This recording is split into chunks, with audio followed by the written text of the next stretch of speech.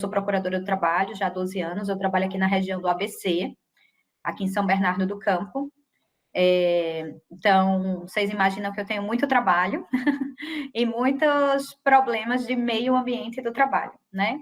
Então, esse curso específico que o Patrick me convidou para conversar com vocês, ele tem um viés das mudanças climáticas, né? E é interessante que ele pediu para eu falar especificamente, né, sobre o Sistema Interamericano de Direitos Humanos, né, e as questões das mudanças climáticas, do meio ambiente e do trabalho, enfim, como é que no sistema internacional de proteção desses direitos humanos a gente vem tratando a temática, tá? Por que ele, né, deve ter me convidado para eu falar especificamente dessa temática? Porque eu, como procuradora do trabalho, existe um intercâmbio entre a minha instituição, o MPT, e a OEA, a Organização dos Estados Americanos, né, especificamente em relação à Comissão Interamericana de Direitos Humanos, onde um procurador vai para Washington e fica um ano lá na Comissão Interamericana prestando serviços na Relatoria Especial de Direitos Econômicos, Sociais, Culturais e Ambientais. E eu tive essa possibilidade de ir e passar um ano, né, trabalhando nessa Comissão Interamericana de Direitos Humanos, e devido a essa experiência, né, que eu tive nesse trabalho, então a gente vai hoje conversar um pouco mais, com esse foco no direito do trabalho, tá? E especificamente do meio ambiente e das mudanças climáticas. Então, como é que a gente vai fazer aqui a metodologia da aula, tá? Eu vou compartilhar a tela e, como vocês observaram, eu não consigo ver no chat se vocês vão ter alguma pergunta. Então, se alguém tiver alguma dúvida, eu peço que abra o microfone, tá? E se alguém, por exemplo, aparecer no meio da aula também, eu não vou ver se apareceu e a pessoa de repente coloca uma dúvida, aí vocês avisam também no chat, a professora pediu para abrir o microfone, interrompê-la e perguntar alguma coisa, né? Como somos poucos aqui hoje, então o importante é que vocês tirem as dúvidas, né? Então, eu vou começar falando sobre o sistema interamericano, até para vocês entenderem, né? Eu não sei até que ponto vocês conhecem o sistema interamericano, até que ponto vocês já estudaram, né, o sistema, mas, enfim, não adianta eu falar aqui que a comissão fez isso, a corte fez aquilo, se vocês não tiverem uma visão geral do que é o sistema interamericano. E aí, depois, a gente faz uma avaliação da parte de meio ambiente do trabalho e mudanças climáticas. Boa noite, Yuri. Estava aqui mencionando um pouco da metodologia da aula, tá bom? E eu vou falar, né, o tema hoje que me colocaram para conversar com vocês é sobre o sistema interamericano e o meio ambiente de trabalho, as mudanças climáticas, e eu pedi para que, se vocês tiverem alguma dúvida, vocês vão falando no microfone, não no chat, porque agora eu vou compartilhar a tela, né, e aí eu não vou conseguir ver o que vocês escreverem, tá bom? No chat. Então, vou compartilhar aqui. E eu espero que vocês tenham bastante dúvida e aproveitem essa experiência que eu tive, né, no sistema interamericano, para, de repente, às vezes a gente tem uma curiosidade, né, que quer tratar. Eu só peço aqui que alguém abra o microfone e diga se está vendo a tela. Eu não consigo voltar. Está conseguindo ver a tela? Estamos vendo sim, professora. Tá, e agora? E conseguiu ver a mudança também? Também. Sim. Pronto, perfeito. Então, pronto. Então, pessoal, assim, por que essa importância da gente tratar do sistema internacional, né? Principalmente quando a gente vai falar de um tema de tanta relevância, que é o direito ao meio ambiente, o direito ao meio ambiente do trabalho, às mudanças climáticas, né? Porque não adianta mais, e acho que vocês, nessas últimas 2 semanas que vocês já tiveram aula, não vou ficar falando de conceitos de mudança climática, porque eu imagino que eu ia ser muito repetitiva, Mas vocês devem imaginar que não se resolve mudança climática só no Brasil, ou só nos Estados Unidos, né? Ou em qualquer país de forma isolada. Né? A gente vai e tentar soluções regionais, mundiais. E aí a importância da gente pensar os sistemas regionais e nacionais, como o sistema ONU, de direitos humanos. Nessa aula, a gente vai falar só sobre um tipo, né, de sistema regional, que é o sistema interamericano. Mas vocês lembram, devem lembrar das aulas que vocês tiveram de direitos humanos, que após a Segunda Guerra Mundial, quando a gente teve tantas atrocidades no tema de direitos humanos, foi necessário, né, também que os estados promovessem esses direitos, não só numa esfera legal, ou seja, de convenções normativas a respeito de direitos humanos, mas também voltado a sistemas e órgãos de controle, né, para fazer esse monitoramento dos mecanismos de proteção de direitos humanos. Então, a gente tem atualmente um sistema universal, que é o sistema das Nações Unidas, e a gente tem o interamericano, o europeu, o africano. Dentro do sistema interamericano, né, que envolve 36 países, 36 estados, você tem a OEA, que é a Organização dos Estados Americanos, né? E ela, a OEA, ela tem dois órgãos básicos. A CIDH, que é a Comissão Interamericana de Direitos Humanos, que é aquela que eu falei para vocês, que eu já trabalhei, passei 1 ano trabalhando na Comissão Interamericana, e tem a Corte Interamericana, que vez ou outra a gente, né, ouve, poxa, saiu uma sentença condenando o Brasil. Não saiu pela comissão, saiu pela Corte Interamericana. Esses dois órgãos, as pessoas confundem muito, né? A função, às vezes, nem sabe que existem dois órgãos principais. Então, a gente vai explicar direitinho, até para saber qual é a função desses dois órgãos em relação a esse contexto de meio ambiente do trabalho, de mudanças climáticas, tá joia? Então, cada um desses órgãos, eles têm 7 membros, a gente até vai mostrar aqui, né? E eles, de certa forma, né, esses membros, eles não representam o seu país de nacionalidade. Então, por exemplo, a gente tem um juiz, o Rodrigo, que é um juiz da Corte, né, Interamericana, mas ele não representa o Brasil ali, né? Ele, na verdade, ele não tem vinculação e não pode ter vinculação com o governo. Ele está ali como um órgão também imparcial. Então, uma outra coisa muito importante que a gente não pode esquecer no sistema interamericano é que é um instrumento subsidiário e complementar do sistema interno. Então, por exemplo, eu sou da secretária adjunta de Cooperação Internacional do Ministério Público do Trabalho também, né? Sou procuradora do trabalho e tenho essa função também na Secretaria Internacional do Ministério Público.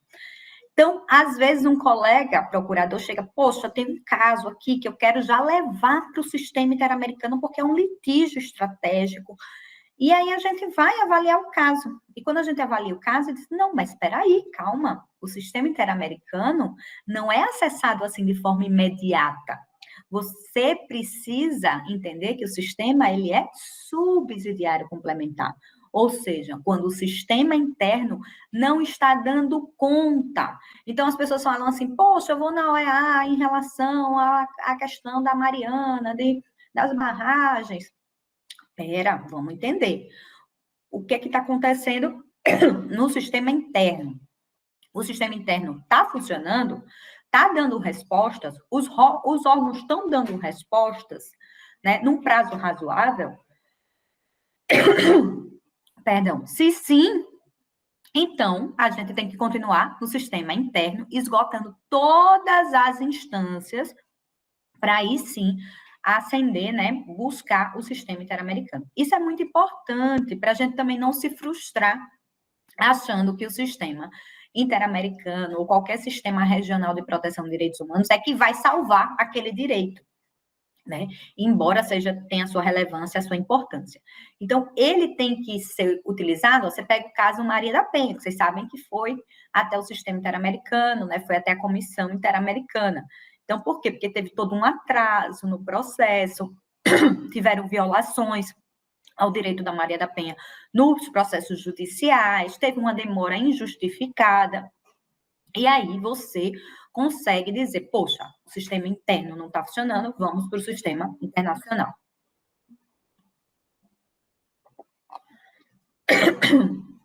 Então, vamos lá. Então, para vocês entenderem, nunca mais esquecerem, aqui está uma figurinha de uma estrutura para a gente entender como funciona o sistema interamericano.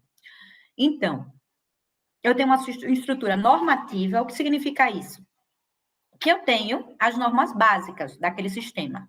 Então, no sistema interamericano é a Carta da OEA, a Declaração Americana de Direitos Humanos, o protocolo, a Convenção de São José, que é a Convenção Americana de Direitos Humanos, tão conhecida, os protocolos, como o Protocolo de São Salvador, né, de Direitos Econômicos e Sociais, também bem conhecido, a Carta Democrática, os tratados temáticos. Então, isso é toda a estrutura normativa. Mas você também tem a estrutura orgânica, que são esses órgãos que compõem o sistema interamericano. Como eu falei para vocês, tem dois principais. A CIDH, que é a Comissão Interamericana, e tem a Corte, né? IDH, tá? Então, dentro desse sistema, você também tem mecanismos de controle. Então, que eu vou ter também atuações de forma promocional, de conscientização e educação. Como eu falei para vocês, eu sou da Secretaria do MPT na parte internacional. Hoje, eu estava em contato com o rapaz da capacitação da Corte Interamericana, porque a gente vai organizar um curso para procuradores no próximo mês.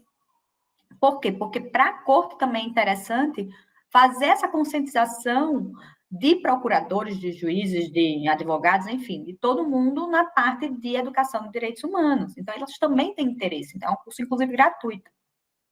O monitoramento, né? Porque você também tem um monitoramento dos direitos humanos na região.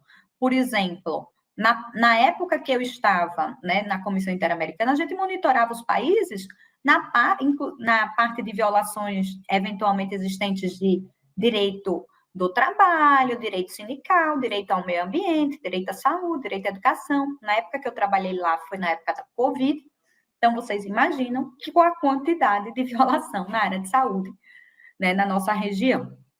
E tem, que as pessoas às vezes só conhecem essa parte, o sistema de petições e casos, né, e medidas de urgência. Então, nessa parte aí, é que são as mais conhecidas, porque às vezes chega para nós, né, só as sentenças, os casos que foram apresentados para a corte, né, e às vezes as outras funções a gente não sabe. Então, aqui, vocês conseguem visualizar de forma mais, né, enfática, depois eu vou encaminhar esse material aqui para vocês, a estrutura normativa. Então, a Carta da OEA é que funda, né, é o Tratado Constitutivo. Então, também é chamada de Carta de Bogotá, foi em 1948, né? Tem a Declaração Americana no mesmo ano, né? E essa declaração ela é bem importante, porque ela tem um parâmetro interpretativo dos instrumentos. Isso, numa opinião consultiva, já foi determinado essa importância da declaração. Deixa eu só tirar aqui esse casaco, agora que está fazendo calor. E a Convenção Americana, né? É, como eu falei para vocês, o Pacto de São José. Então, deixa eu só voltar aqui.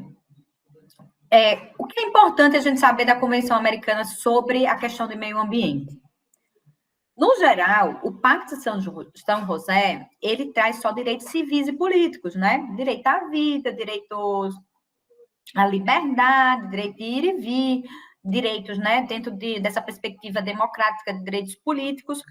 Em relação aos direitos econômicos, sociais, culturais e ambientais, só há um dispositivo, que é o artigo 26. E ele vai falar da progressividade desses direitos. E isso vai ser discutido em diversas sentenças, em diversos momentos no sistema interamericano, né? E a partir de um caso conhecido, Campos Lagos, né, em 2016, vai se consolidar que esses direitos devem sim ser efetivados pelos estados e devem ter seu cumprimento imediato. Então, essa convenção, o próprio Brasil também, né, promulgou internamente e tem toda a validade. A Carta Democrática também é um documento muito importante para a região, porque ela consolida as bases de um Estado, obviamente, democrático. E os protocolos. Para quem está estudando direito do trabalho e meio ambiente, né, não pode deixar de ler e de saber o que diz o Protocolo de São Salvador, que ele é de 1988, né, ele foi ratificado pelo Brasil, e ele traz inúmeros direitos na área, desde direito ao próprio trabalho, a questões que envolvem saúde e segurança no trabalho, a questões que envolvem direito sindical, enfim, né? E ele traz um artigo que diz que todas as violações referentes a direitos sindicais e direito à educação, elas seriam passíveis de denúncia no sistema de petição. Como eu falei para vocês, não só, né, depois desse caso de 2016 do Campos Lago, não só esses direitos DESCA, direitos econômicos, sociais e culturais, como direito sindical e educação, foram judiciáveis, né? Estavam passíveis de judicialização no sistema interamericano, mas também todos os outros direitos, inclusive o direito ao meio ambiente, o direito ao trabalho, tá? Temos outro protocolo de pena de morte, mas eu acho que para o nosso assunto aqui não cabe. Aqui é só um panorama para... Às vezes a gente não lembra, né, que a gente tem também convenções interamericanas específicas. Então, às vezes eu estou estudando ou tenho interesse, né, em uma matéria, por exemplo, em relação ao racismo, à discriminação, e a gente tem uma convenção, inclusive, né, incorporada ao sistema jurídico brasileiro naquela perspectiva do parágrafo 2º e 3º do artigo 5º, ou seja, com natureza constitucional, que é a Convenção, por exemplo, contra o racismo, a discriminação racial, né? E temos outros aqui, a Convenção de Proteção de Idosos, de pessoas idosas que ainda não foi ratificada, mas a Belém do Pará, né? Ou seja, a de prevenção e erradicação contra a mulher, que é uma convenção super importante e interessante para a prevenção e combate à discriminação de gênero. Então, aqui é o arcabouço normativo do sistema interamericano, né? E, conforme a convenção, né, no artigo 1º e 2º, todos os estados que ratificaram a convenção têm que garantir e respeitar os direitos humanos, né? E adotar todas as medidas legislativas efetivas. Então, para isso, quando você ratificou, incorporou na OEA, né, aceitou a carta, você também aceitou toda essa legislação, né? Então, a partir daí, o meio ambiente, o direito do trabalho, eles também têm uma normativa internacional, que é muito importante a gente não esquecer, principalmente nas nossas petições, no nosso dia a dia, seja como advogado, no meu caso aqui como procuradora do trabalho, né? Sempre estamos citando as convenções não só da OIT, porque às vezes a gente fica só nas da OIT, né? E esquece do sistema interamericano. E veja que o CNJ, né, o Conselho Nacional de Justiça, e o CNMP têm atualmente recomendação e resolução sobre o tema e a importância de se observar esses tratados, inclusive o sistema interamericano. Então, por exemplo, a recomendação 123 do CNJ, ela diz que os tratados, então, por exemplo, às vezes você faz uma petição, né, e você cita um tratado, uma convenção que tem até uma especificidade, uma coisa interessante, que está até a mais do que a legislação interna, vale citar também, né, a observância e a importância do próprio Poder Judiciário de observar as convenções e tratados de direitos humanos. E também de priorizar, né, a tramitação de reparação. Então, por quê? Porque a Corte Interamericana, aí a gente vai falar no caso da fábrica de fogos, não sei se vocês conhecem, né, mas eu acho que vocês já ouviram falar, que é um caso bem interessante, que teve até uma audiência pública essa semana. Eu faço parte do GEAF, que é um grupo especial que faz o acompanhamento da sentença da Corte Interamericana, né, e o Brasil foi condenado nesse caso. E veja que o próprio Poder Judiciário diz que eles têm que tramitar de forma prioritária essas reparações a direitos materiais e materiais de vítimas, né, com base nas determinações da Corte Interamericana. O CNMP também tem uma recomendação, a 96 de 2023, que também vai dizer que os membros do Ministério Público, veja, ali antes era o CNJ, que é o Ministério Público, eles também têm que seguir esses tratados, reforça o efeito vinculante das decisões da Corte, né? E a jurisprudência, né, da Corte também deve ser seguida, assim como qualquer outro documento ou tratado em matérias de direitos humanos. A gente vai ver que a Corte, por exemplo, Interamericana, não só tem sentença, ela também tem opiniões consultivas, pareceres consultivos, tá? Que também podem ser utilizados como um parâmetro, né, de avaliação aqui nos nossos julgamentos, enfim. Então, o que é que ele recomenda ao membro do Ministério Público? E aí, por isso que eu também quis botar essa recomendação aqui para vocês saberem. Porque ele fala que não só o Poder Judiciário, né, faz o controle de convencionalidade, mas o membro do Ministério Público, e aí a Corte Interamericana, nos seus julgados, vai dizer que não só o Poder Judiciário, não só o Ministério Público, como qualquer, né, agente público, ou mesmo, no caso, vocês como um advogado, podem fazer esse pedido, né, de controle de convencionalidade das normas e práticas internas. Então, é uma garantia a mais, né, para valorizar o sistema internacional e essa proteção internacional. O que é o controle, né, de convencionalidade? E que a gente é utilizado o tempo todo no sistema internacional.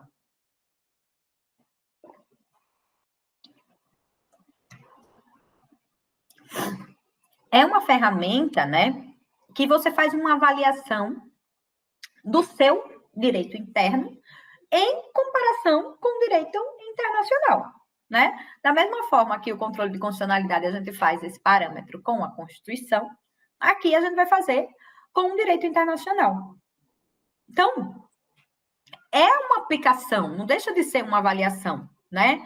No âmbito internacional, é feito pela Corte, porque a Corte, no caso interamericana, ela vai avaliar se naquele estado específico a legislação interna está respeitando o parâmetro internacional, mas ele também pode ser feito de forma interna. De que forma?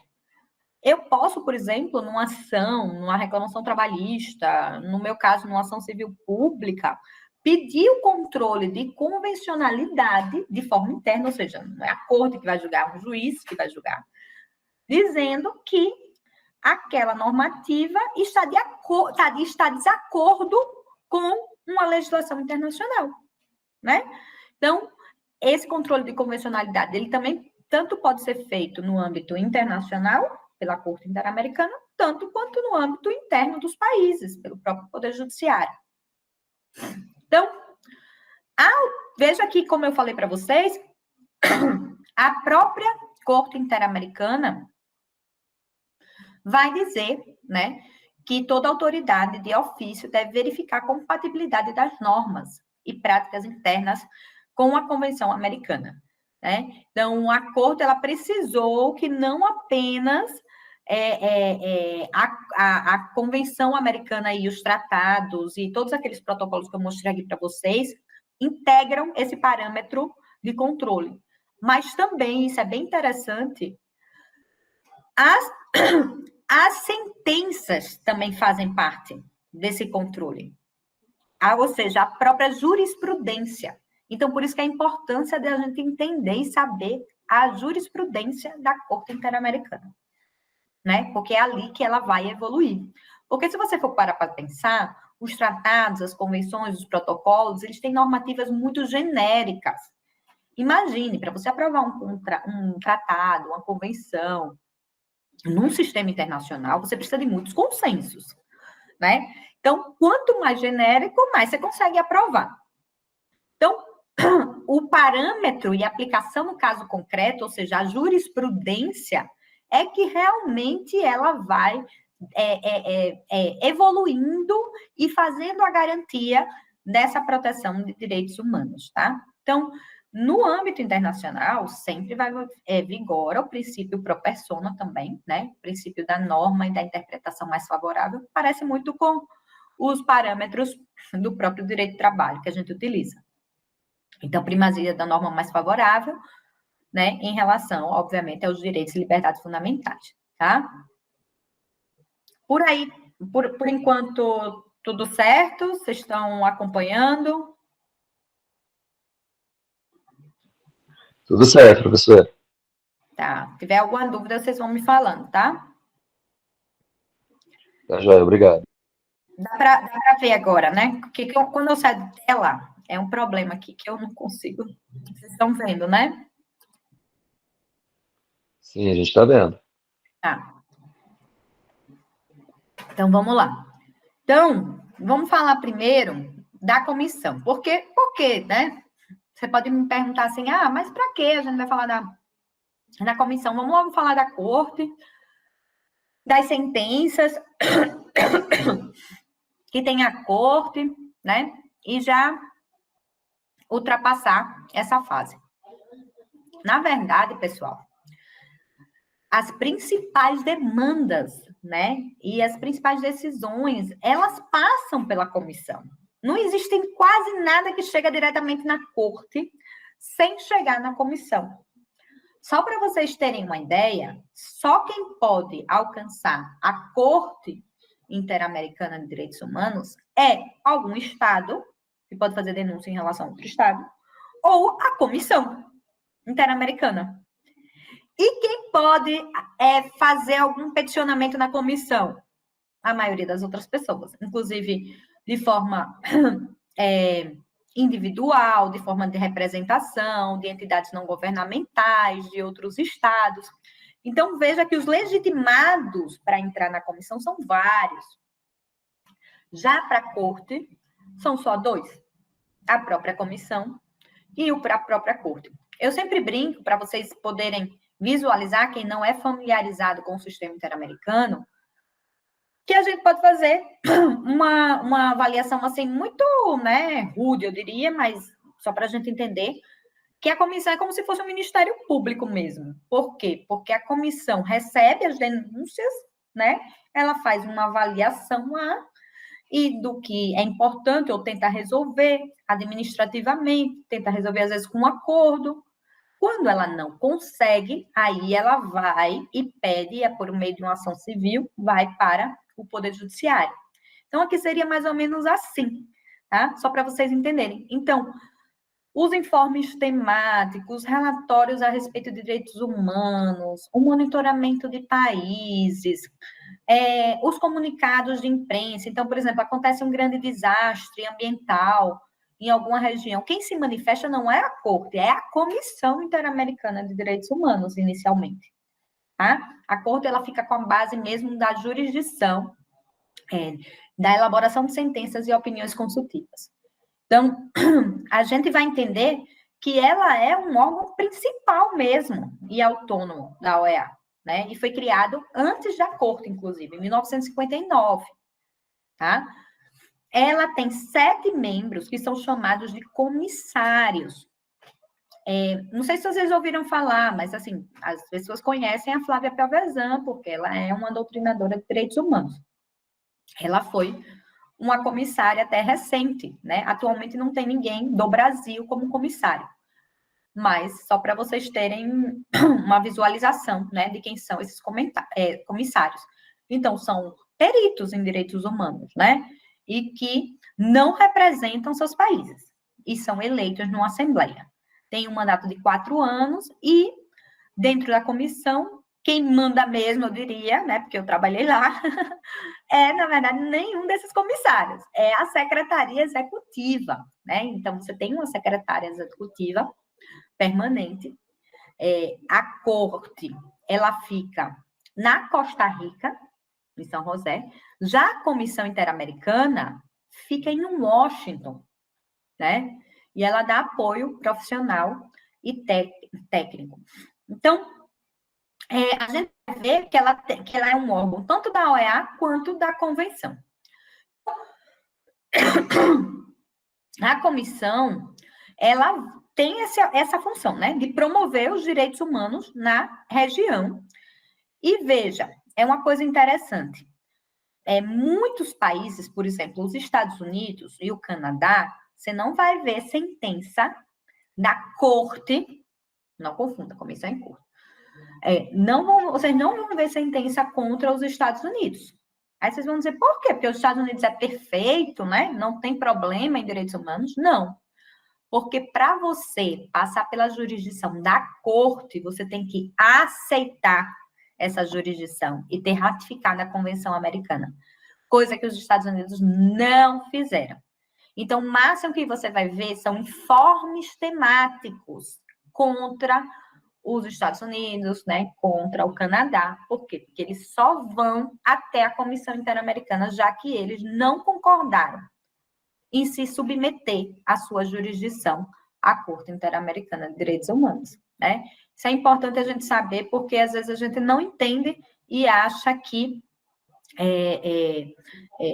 não há uma sentença até o momento em relação a alguns países. Não é isso, é porque eles realmente não aceitaram. E devido, né, a um princípio de soberania nacional, independência, aí você não pode obrigar os estados, né, a incorporarem sentenças, né, internacionais. Então, veja que a Comissão Interamericana, né, ela, como eu falei para você, composta de 7 membros, né, são eleitos para 4 anos. Atualmente, você tem comissários da Colômbia, Barbados, México, Guatemala, Suriname, Argentina e Guiana. Aí, aqui, ó, nesses slides, vocês conseguem visualizar aqui. Você vê que teve uma preocupação na minha época, e eu falo minha época, parece que é muito tempo, mas foi até recente. Eu estava lá em 2021. Você tinha uma preocupação, né? Tanto de ter uma representatividade de gênero, e na época que eu estava lá, tinha a presidente e a vice-presidente, né? E a terceira eram 3 mulheres, segundo o vice-presidente era mulher. E aqui agora, vocês podem até visualizar, isso é bem simbólico, importante também, você tem uma representação também de raça e de regiões diferentes, né? Isso também é uma briga interna deles para que tenha essas representações e, por exemplo, não fique focado só no Mercosul, por exemplo. E aí, pessoal, para vocês entenderem como funciona a comissão, você tem que entender que ela funciona por áreas temáticas, né? Então, você pega, por exemplo, a Roberta Clark, né? Roberta Clark, essa que está aqui na frente, sentada, né?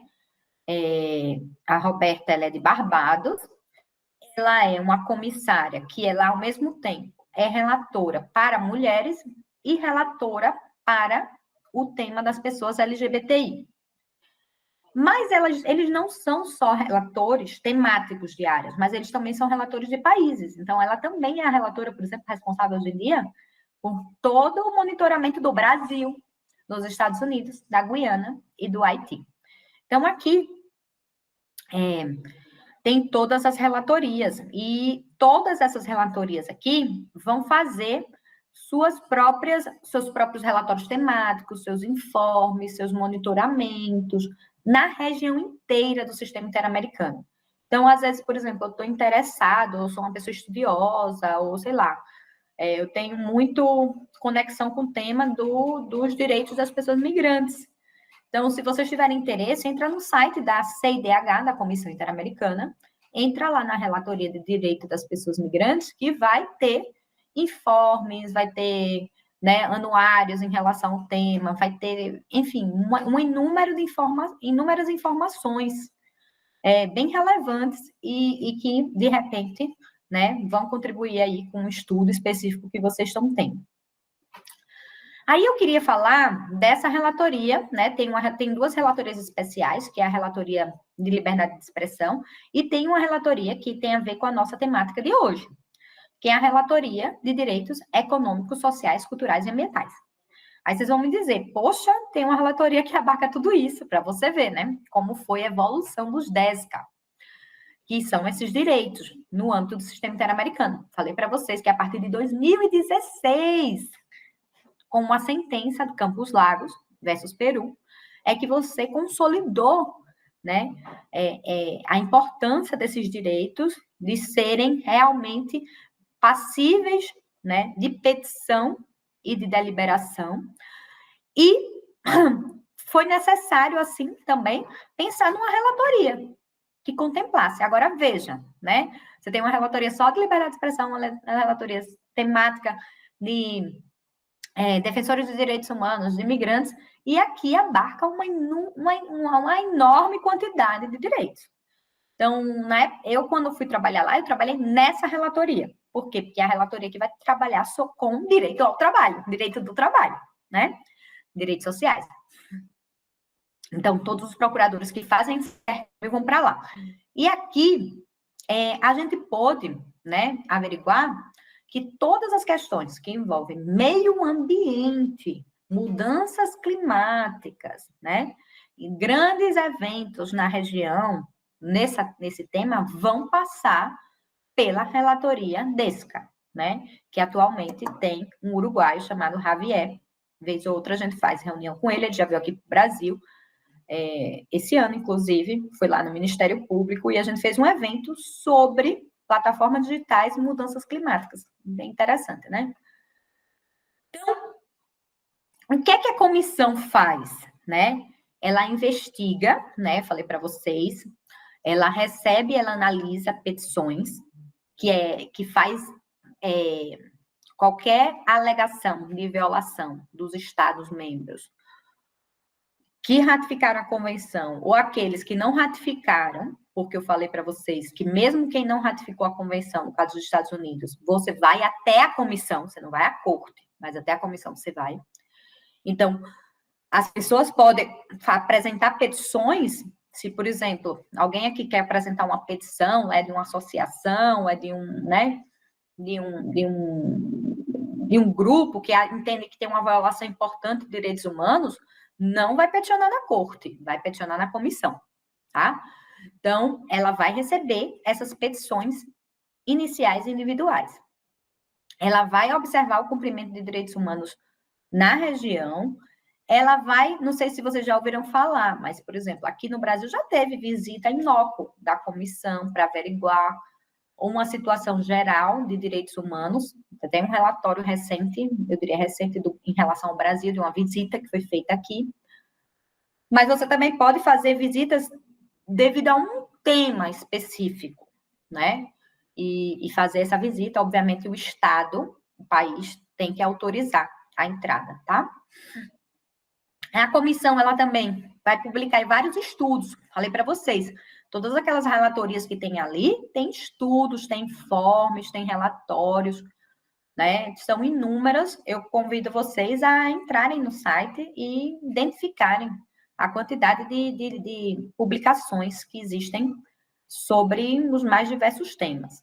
Desde, por exemplo, conflitos armados internos, a verdade, memória e justiça, tem um compêndio de direito do trabalho e sindical, bem interessante para quem é da área.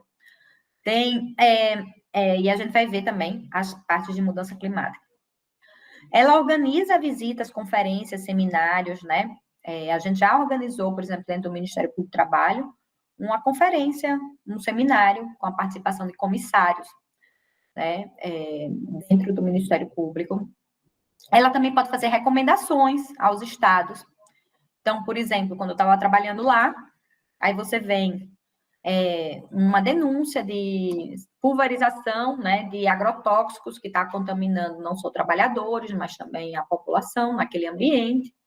E a própria comissária responsável, ela vai avaliar aquela situação, ela pode marcar uma audiência com o Estado, ela pode pedir informações para aquele Estado, ela pode marcar uma visita em loco para aquele estado, ou seja, veja que é uma vigilância internacional, né, que pode ser adotada também preventivamente. E às vezes as pessoas não sabem, mas também você pode apresentar medidas cautelares. Na parte de direito de trabalho é muito complicado medidas cautelares, tá? Mas na parte, por exemplo, de direito à preservação à vida, né? Violações à liberdade individual, né? Essas medidas cautelares, no geral, elas são rápidas, né? E é como uma medida cautelar nossa interna, para prevenir danos irreparáveis, tá? E, obviamente, casos graves e urgentes. É interessante que na comissão você chama medidas cautelares. Na corte você vai chamar medidas provisionais, mas é a mesma coisa, tá? É a mesma lógica. Também situações de extrema gravidade e urgência e danos irreparáveis.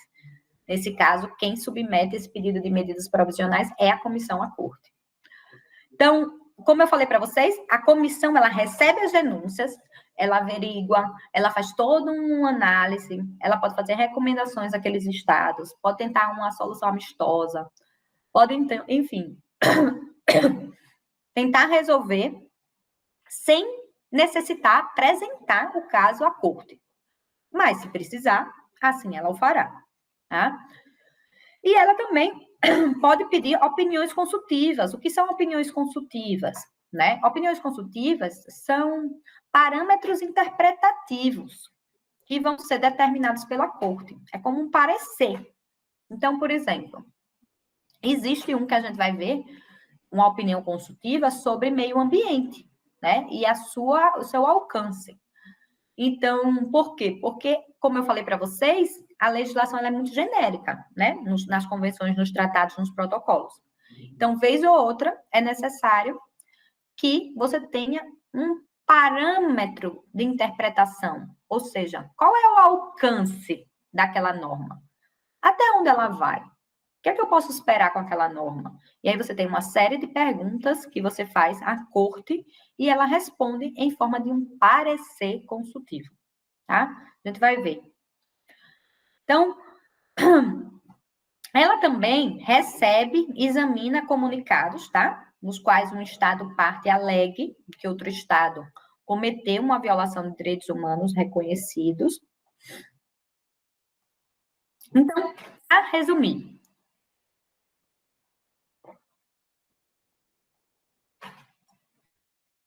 a Comissão Interamericana, ela tem uma função promocional, tá? Ou seja, ela fomenta a consciência, né, dos direitos humanos na nossa região. Então, por meio de capacitações, visitas, audiências, conferências, acordos de cooperação, informes, compêndios, como eu falei para vocês. Tem quem gosta muito da área, além do compêndio de direitos laborais, tem um informe sobre empresas e direitos humanos, tá? É bem interessante também para a área aqui para o tema que a gente está lidando. Ela também tem uma função de monitoramento, tá? Então, eu falei para vocês que tem toda essa parte de promover os direitos humanos na região, mas também tem de controlar, né? Então, por exemplo, no período que eu trabalhei na Comissão Interamericana, eu era responsável por acompanhar 5 países. Brasil, Paraguai, Chile, Jamaica. Eita, qual é o... Não sei se era o Uruguai. E aí, eu fazia o monitoramento diário, entrando, inclusive, nos principais meios de comunicação, tanto de oficiais de Estado, quanto também, por exemplo, conhecidos nacionalmente. Então, você pega, por exemplo, o Estado de São Paulo, uma Folha, um G1, né, um Globo, e monitorava naquele país se havia algum tipo de violação de direitos humanos. Então, eu brinco que eu era a pessoa mais atualizada, né? Porque era também minha função saber o que estava acontecendo naqueles países, né? Até porque, Se você conseguia, por exemplo, na época de Covid, que também eu estava lá monitorando, você tinha um problema lá de distribuição de vacinas, né? Foi um problema regional. Então, você monitorava aquela situação, você já mandava uma mensagem para o Estado, você já chamava atenção por meio de mídias sociais, você já fazia um comunicado de imprensa.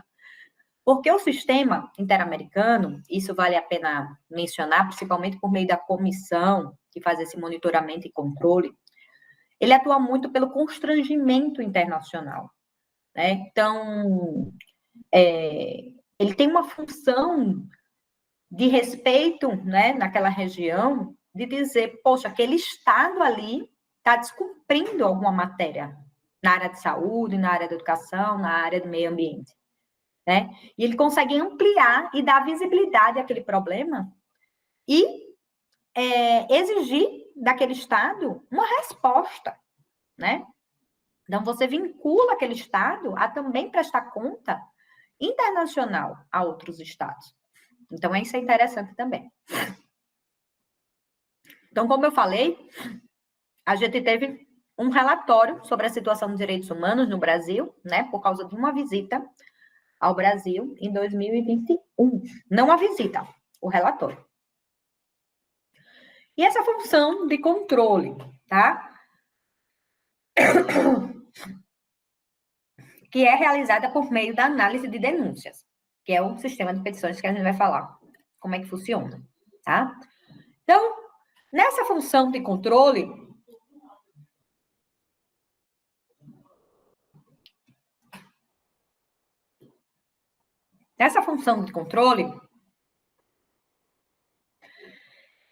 você tem uma responsabilidade, isso é muito importante, para a gente não confundir.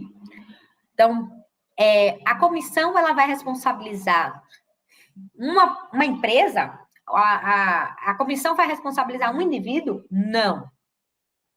A comissão e a corte sempre irão responsabilizar um Estado, um país, tá? Então, por quê? Porque foram eles, né, que também aceitaram essa possibilidade de controle e monitoramento, né? Você não teria sentido a comissão ultrapassar a soberania interna e condenar individualmente as pessoas, tá? Então, o Estado, ele vai, né, ser responsável. E aí, vale a pena a gente pensar isso no âmbito do meio ambiente, né? Meio ambiente de trabalho, no meio ambiente como mudanças climáticas. Tanto por uma questão de ação, né? Quando ele realmente atua com atos dos seus próprios agentes, como a aquiescência, com esse consentimento tácito, né, de seus agentes, e uma questão também quando ele age por omissão, né? Quando deveria ter feito. Então, sempre quando a gente for avaliar e for ver uma sentença da corte e uma atuação da comissão também, ela sempre vai ver se o Estado atuou numa violação de direitos humanos, agindo, né, diretamente, por um consentimento tácito, uma permissão tácita, né, ou por omissão, certo? Então, é sempre essa avaliação. Então, mesmo que a gente veja, assim, caso da fábrica de fogos versus Brasil, quem é condenado é o Brasil, embora em uma violação direta, né, daquela explosão tenha sido ocasionada por uma empresa e, obviamente, pelos seus dirigentes, certo? Então, qualquer pessoa ou grupo de pessoas, tá? Qualquer pessoa ou grupo de pessoas ou entidade não governamental legalmente reconhecida em um ou mais estados pode apresentar à comissão petições de denúncias ou queixas de violação por um estado. E veja, qualquer pessoa. Então, aqui, se vocês, como advogado, quiserem apresentar uma petição, né, de uma grande violação no sistema interamericano, vocês poderiam. Vai ter vários requisitos, né? Há uma grande dificuldade de você prosseguir com as petições. As estatísticas mostram que, como são pessoas, às vezes, que são leigas, ao sistema interamericano, que tentam se aventurar, você acaba que não passa nem pelo primeiro momento, que é um que a gente chama de estudo preliminar. Existe dentro da comissão, existe um grupo específico que vai receber essas comissões e vai fazer uma análise preliminar e vai dizer, poxa, essa petição aqui não tem os requisitos mínimos, então ela de imediato é arquivada. Então, a gente vai ver que tem alguns requisitos para você acessar o sistema, né? Então, não basta só, eu tenho uma violação, eu quero apresentar, né? Por isso que a gente sempre recomenda, e eu falo isso dentro do próprio Ministério Público, o trabalho quando os colegas querem acessar o sistema, né, de sempre estar com vários legitimados, com vários grupos organizados, com grupos que têm, às vezes, uma atuação até internacional, que já tem esse know-how, né, internacional, que já tem o conhecimento sobre como funciona o litígio estratégico, como funciona o sistema, porque não é fácil, não é simples, tá? E, realmente, aqueles que vão até a fase de mérito são muito poucos, porque acabam perdendo aí nos critérios de estudo preliminar e admissibilidade. Então... Professora? Oi, pode falar. Perdão, desculpe interrompê-la.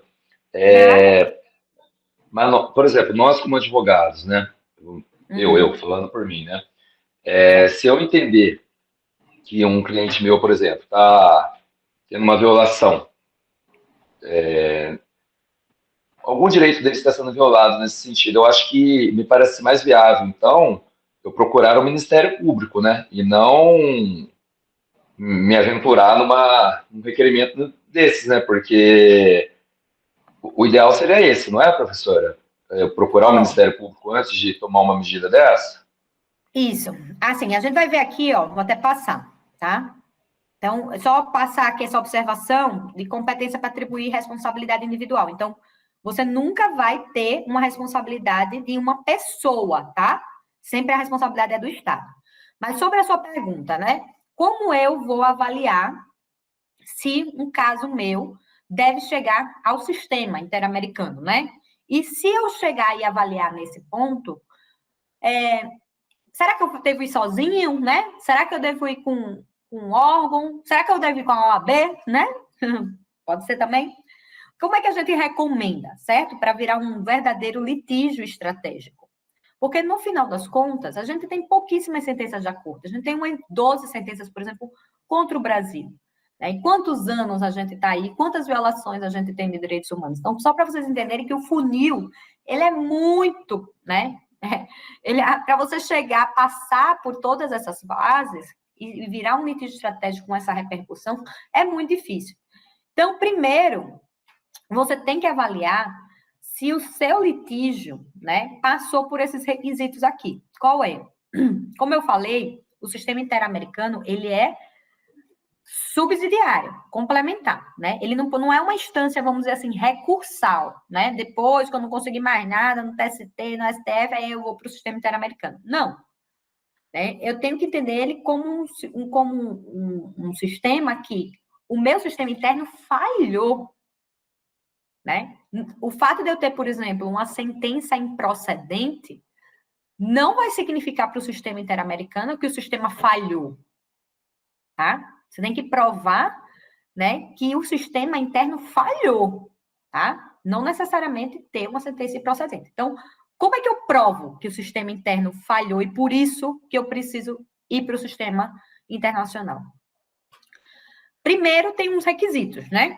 Então, eu só posso ir para o sistema interamericano se esgotei todos os recursos de jurisdição interna, né? Então, Então, por exemplo, se ainda tiver pendente de recurso, você não está no TRT, ainda teria a possibilidade de ir para o TST, mas aí você desiste.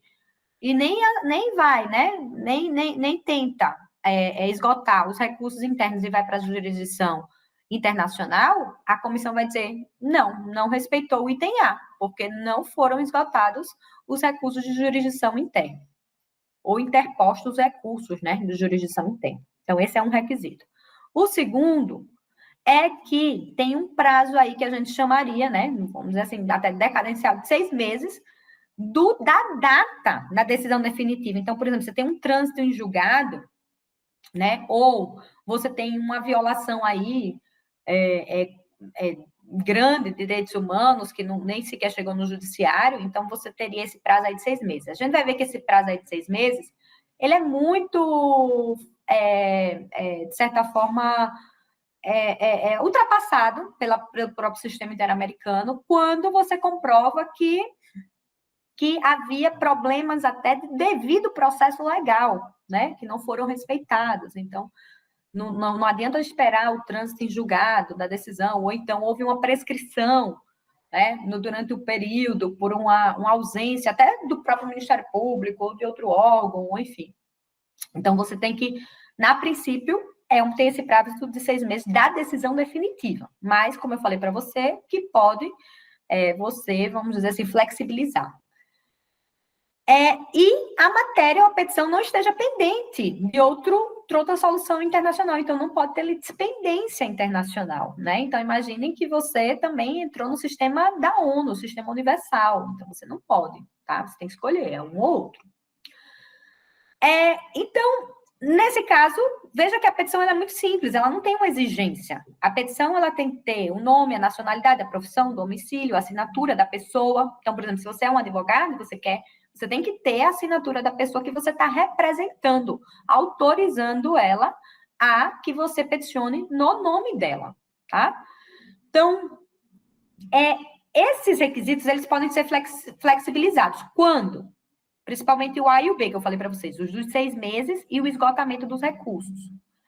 Quando o Estado e a legislação interna ou não existir, ou não respeitar o devido processo legal, né? Você vai ter que provar que não foi respeitado o devido processo legal. Ou que houve, por exemplo, uma demora injustificada na decisão. Então, imagine, passaram 10 anos, né? E não se julga, ou foi engavetado aquele problema. Né? Não se houver permitido ao presumido prejudicado em seus direitos o acesso, né, à justiça, o acesso à jurisdição interna, ou você provar que ele foi impedido de esgotá-los, tá? De repente, sei lá, por uma questão até de liberdade dele, individual. Então, esses aqui são os requisitos para você peticionar. Aí você chegou e tem um caso grande, vamos pensar aí que você teve todo esse problema aí, teve um esgotamento, não teve um devido processo legal, teve uma violação grave, né, de direitos. Para vocês terem uma ideia, o Ministério Público do Trabalho acendeu, né, a gente tem um processo no sistema interamericano, no caso Telepar, de demissão coletiva, né, que a gente tentou várias vezes, por vários anos, no judiciário, e não tivemos, né, uma resposta que a gente entende que atendeu aos direitos humanos, e a gente entende que o sistema interamericano foi violado, as normas do sistema interamericano, e aí a gente, junto com a associação dos demitidos da Telepar, peticionamos na Comissão Interamericana. Então, o meu conselho que eu dou, né, a pergunta do colega, é exatamente, primeiro, averiguar se você tem um litígio estratégico, porque para chegar no sistema e ele ser averiguado, vai ter que ser algo relevante até para o sistema internacional. Você vai ter que provar que passou por todas essas fases. E o ideal não é nem que você passe pelo Ministério Público, eu diria. O ideal é que você passe por instituições coletivas que já têm esse know-how internacional. Pode ser o Ministério Público, no caso do trabalho, por exemplo, que a gente tem sim, mas tem outros ministérios públicos que não têm que lidam com o sistema internacional, por exemplo, de outras áreas, de outros ramos. Tem, por exemplo, o CEGIL, que é um centro, né, de estudos internacionais, que tem vários casos, esses casos paradigmáticos passaram pelo CEGIL. A própria Pastoral da Terra, casos que envolvem disputas de terras, quilombolas, passa pela pastoral. Né? Então, às vezes, grupos de associações, né, que tem alguém que consiga mover e acompanhar e responder às demandas dos estados. Né?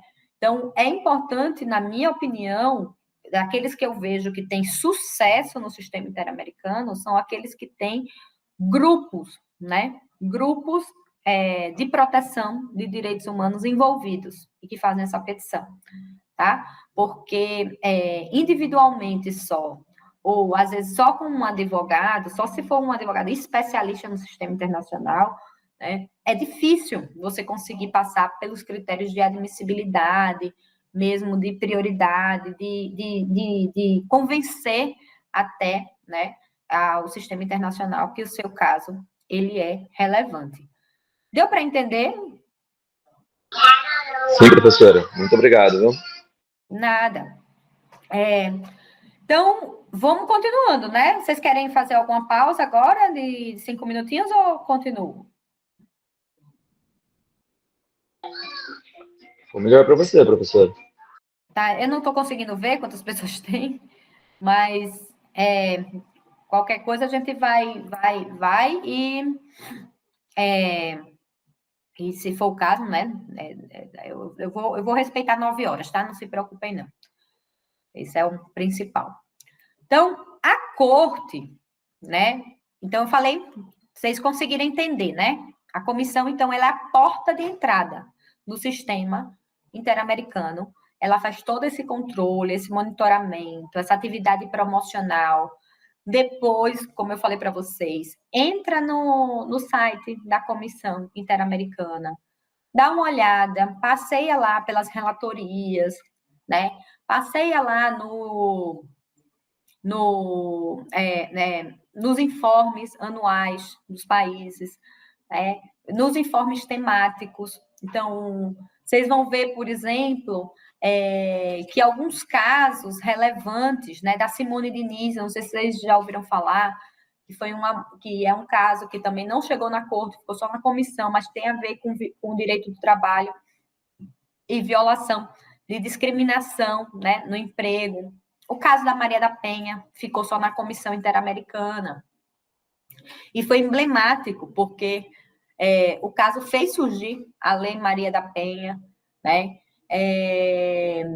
O caso Zé Pereira, né, de trabalho escravo, também ficou na Comissão Interamericana, e por meio das recomendações da Comissão Interamericana, você teve as forças-tarefas, né? E depois, com o caso da Fazenda Brasil Verde, aí consolidou, de certa forma, essa condenação do Brasil de trabalho escravo e da necessidade de se voltar, né, a uma estrutura de combate ao trabalho escravo.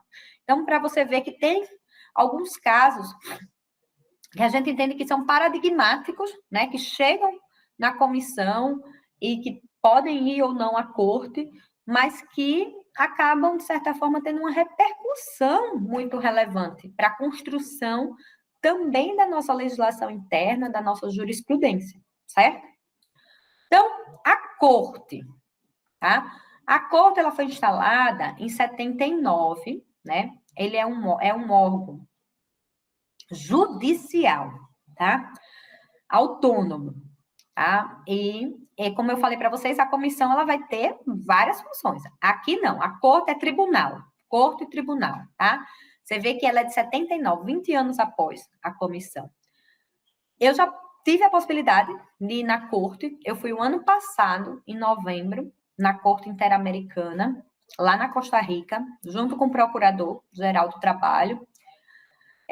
Fizemos um convênio, né, de compartilhamento de informações, um convênio para também encaminharmos pessoas para fazer, e podemos fazer um intercâmbio, né, procuradores entenderem melhor o sistema, de capacitações e treinamentos, né? Então, é bem interessante que a gente faça também essa ligação mesmo, né? E esse acompanhamento também com a Corte Interamericana. Como eu falei para vocês, a comissão, ela tem competência, né, para receber petições de declaração americana e de outros tratados, mas a Corte, né? A Corte, você só vai, ela só vai julgar os países que aceitaram a sua jurisdição, tá? Então, só pode os legitimados para ascender à corte são os estados e a Comissão Interamericana. E eu falei para vocês que diferente na Comissão Interamericana pode ser indivíduos, podem ser advogados, podem ser associações, podem ser entidades não governamentais, né? Então, como é feito essa composição? Também são 7 juízes, tá? Lá são 7 comissários na comissão, aqui na corte são 7 juízes. O mandato aqui é maior, lá são de 4 anos, aqui é de 6 anos, com uma reeleição.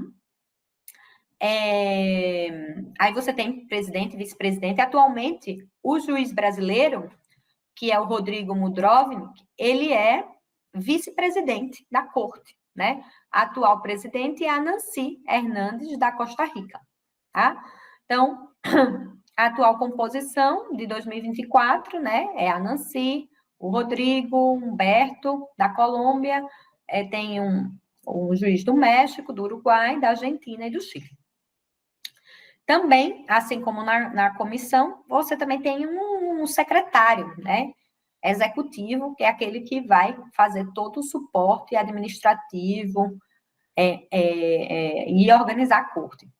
Eu recomendo, para quem tiver interesse em entender a corte, vou botar no Google, né? Corte Interamericana, eles têm agora cursos, inclusive disponibilizados de forma gratuita, que vocês podem fazer de forma, né, autoinstrucional.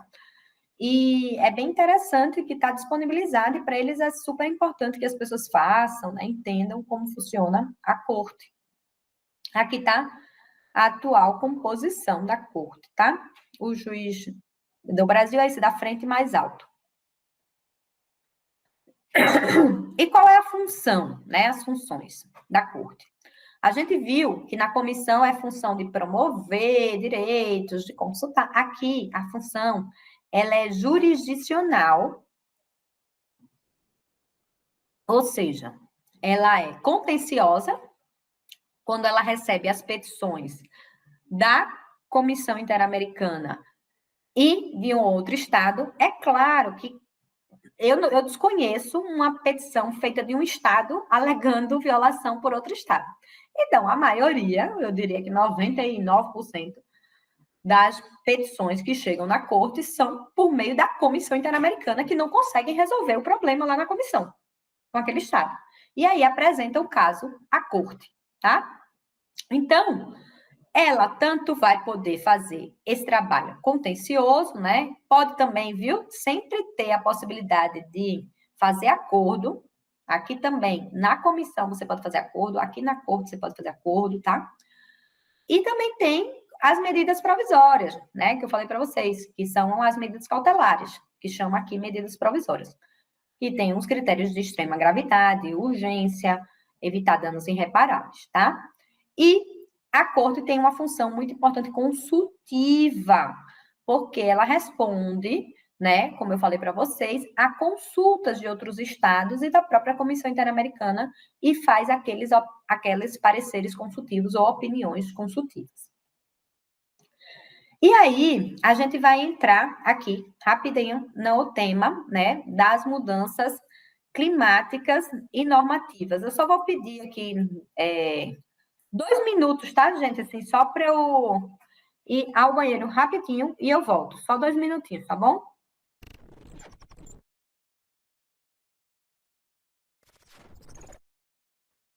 Alguma dúvida, pessoal, até agora? Alguma outra dúvida?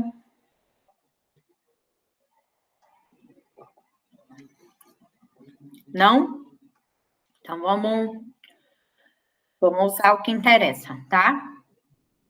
Vou falar agora um pouco sobre da gente entender um pouco, né, sobre o sistema interamericano e o que a gente tem, né, de perspectivas no tema de mudanças climáticas e também meio ambiente do trabalho, né, fazendo uma conjugação aí.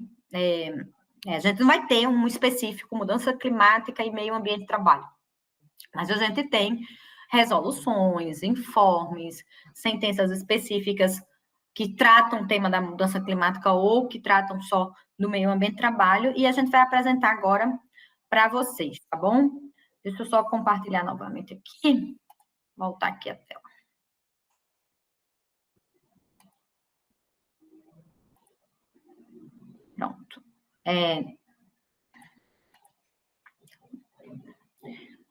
Então, a primeira coisa que a gente tem que saber, né, é aquilo que eu falei para vocês do Protocolo de São Salvador. O Protocolo de São Salvador é o protocolo que vai trazer a parte de direitos sociais e econômicos, né, meio ambiente. Então, o artigo 7º, por exemplo, ele vai ser um tópico sobre condições justas, equitativas e satisfatórias de trabalho. Então, os estados, veja que aqui ele de certa forma reconhece, né, que esse direito do trabalho, ele pressupõe que o trabalho seja gozado, né, seja praticado em um ambiente que tenha condições justas, satisfatórias, equitativas. Inclusive, uma delas, né, é a segurança e a higiene no trabalho. E aí, isso é o artigo 7º. O artigo 11 do Protocolo de São Salvador vai garantir, né, que toda pessoa tem direito a viver num ambiente sadio, dispor de serviços públicos básicos, e os estados devem promover a proteção, a preservação e o melhoramento do meio ambiente. Então, veja que vocês podem utilizar esses 2 artigos, se vocês, algum dia, né, precisarem no trabalho de vocês, até para um controle de convencionalidade, né? Vale mencionar o Protocolo de São Salvador. E aí, vamos para alguns documentos importantes, relevantes, tá? Então, primeiro que eu queria apresentar para vocês é o parecer consultivo número 23 de 2017 da Corte Interamericana. Lembra que eu falei para vocês que a Corte tem essa função também consultiva, não só contenciosa, de fazer sentenças. Mas as pessoas, no caso, o Estado ou a própria Comissão Interamericana, podem consultar a Corte sobre o alcance de determinados direitos que lá estão. Então, uma dessas consultas foi feita pelo Estado da Colômbia em março de 2016. Então, qual foi o que a Colômbia perguntou, né? Olha aqui o que a Colômbia perguntou nesse parecer consultivo. Qual é o âmbito de aplicação das obrigações estatais relacionadas à proteção do meio ambiente, né? E aí, nesse parecer consultivo, ele vai falar sobre a jurisdição, né? Até onde os estados são obrigados a respeitar o meio ambiente, né? A responsabilidade dos estados. Então, isso é muito importante. Se às vezes a gente quer ascender ao sistema interamericano numa temática de meio ambiente, utilizar esse parecer consultivo, número 23, para dizer, tá vendo? No parecer, já a Corte disse, né, que os estados têm responsabilidade com base em grandes violações de meio ambiente, né, de mudanças climáticas, enfim, você pode utilizar. E ela perguntou também quais são as obrigações dos estados em matéria de meio ambiente, no marco da proteção dos direitos à vida e à integridade. Então, vejam que aqui, né, eu botei até esses slides aqui para vocês entenderem o que é o parecer consultivo, como eu falei para vocês, os estados da OEA, a Comissão Interamericana, né, elas podem solicitar esse parecer, e ele tem o objetivo de esclarecer um conteúdo, tá? Então, também você pode apresentar observações escritas. Atualmente, por exemplo, tem um pedido de parecer consultivo sobre mudanças climáticas. E eu não sei se vocês sabem, a Corte estava aqui em maio, aqui no Brasil, em maio desse ano, foi, inclusive, para Brasília, foi para Manaus e fez várias audiências públicas, ouvindo a sociedade para esse parecer consultivo. E a sociedade civil, outros estados, a academia podem apresentar observações escritas.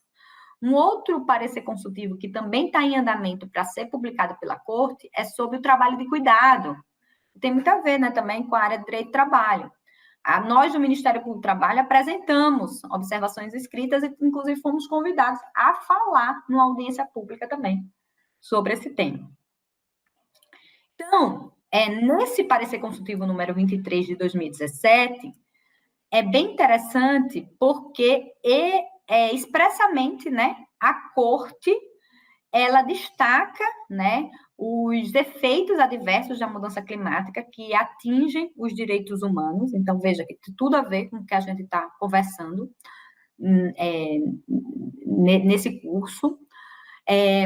Ele ressalta a relação de interdependência e indivisibilidade e de proteção do meio ambiente, do desenvolvimento sustentável e dos direitos humanos, né? Fala dos danos ambientais que podem atingir todos os direitos humanos, né? O direito ao meio ambiente do trabalho saudável, um direito que é um direito autônomo, né? Com repercussões individuais e coletivas. E traz uma questão interessante, porque vai dizer que esses efeitos dos danos vai atingir com maior intensidade grupos em situação de vulnerabilidade, né? Como povos indígenas, crianças e adolescentes, as mulheres, né? Especialmente que estão em uma situação de desigualdade, comunidades, né, que dependem desses recursos naturais. Então, imagine comunidades costeiras, pequenas ilhas. Vocês viram recentemente, né, que o secretário-geral da ONU falou, né, essa semana, sobre as mudanças climáticas e, né, o sumiço de pequenas ilhas, né, de pequenos estados, e o quanto isso vai impactar, né, também nas relações de migração, de deslocamento forçado das comunidades, né, da própria existência das pessoas no meio ambiente.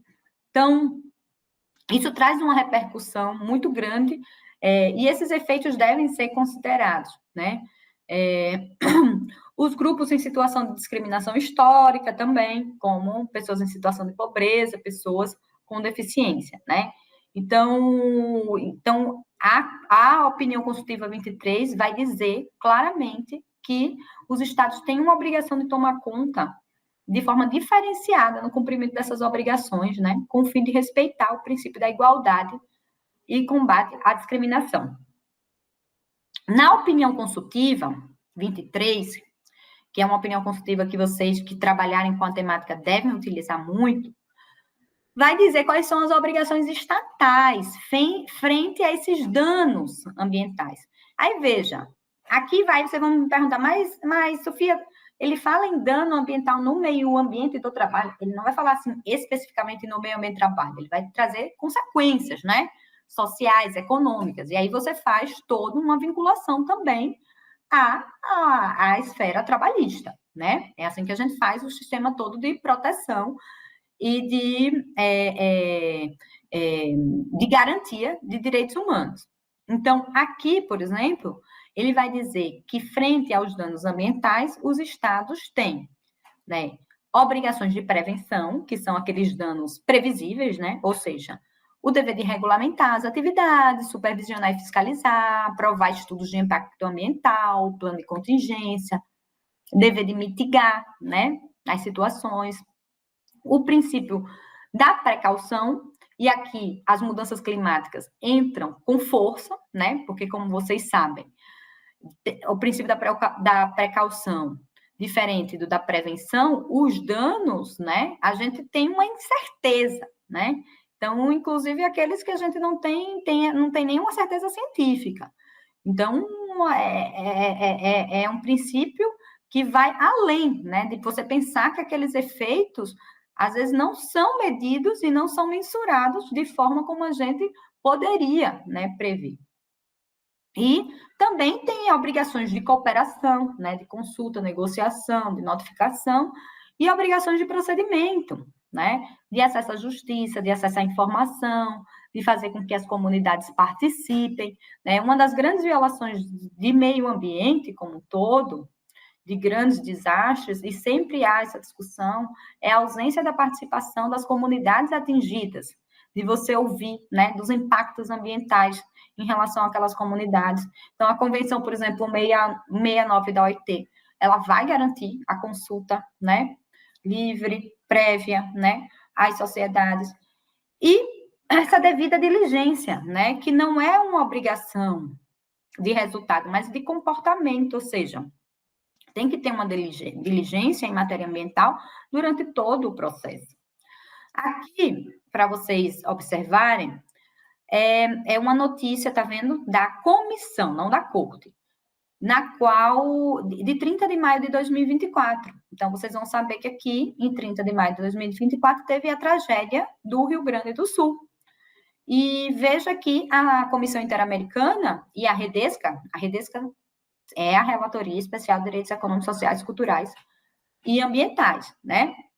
Aqui, eles vão apresentar, ó, se solidarizam com a tragédia ambiental no Rio Grande do Sul e reafirmam a importância de promover as ações de maior alcance diante da emergência climática, né?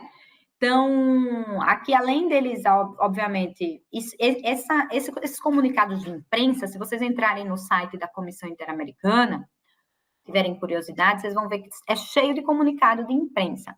E é um meio que eles utilizam bastante desse constrangimento internacional, né? De divulgar, também de recomendar, de trazer os estados à responsabilidade em relação a um grande fato que aconteceu, tá?